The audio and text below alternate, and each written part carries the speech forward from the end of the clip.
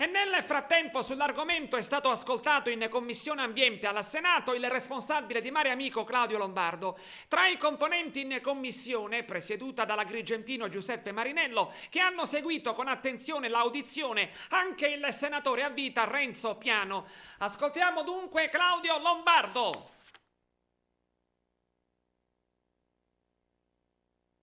Claudio Lombardo, appena reduce dall'audizione in commissione al Senato, peraltro lo stesso giorno in cui il Comando Regione Militare Sud, tramite il generale Corrado Dalzini, ha opposto delle controdeduzioni nell'ambito della questione compatibilità Punta Bianca, riserva naturale, poligono militare Drasi.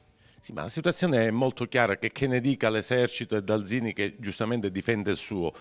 Non bisogna neanche fare le perizie da parte dei geologi, come quest'oggi lo ha fatto il WWF, il geologo calamita per il conto del WWF, e prima Interlandi per Legambiente. Basta guardare la zona e basta avere un poco di buonsenso per capire che vi è una correlazione diretta tra causa e effetto, cioè tra le esercitazioni e l'aumento di probabilità di questi crolli. Quella è una zona molto fragile, è come mettere un malato terminale all'addiaccio, morirà prima.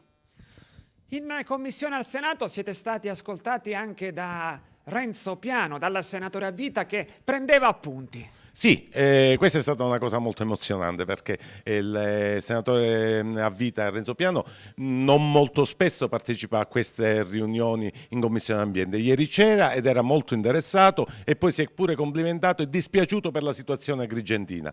Il Presidente della Commissione chiamerà fra qualche giorno l'assessore all'ambiente, al territorio ambiente della Regione Siciliana, l'assessore Lobello, e anche il generale Dalzini o comunque l'esercito, perché vorrà sapere anche da loro la loro posizione e il da fare.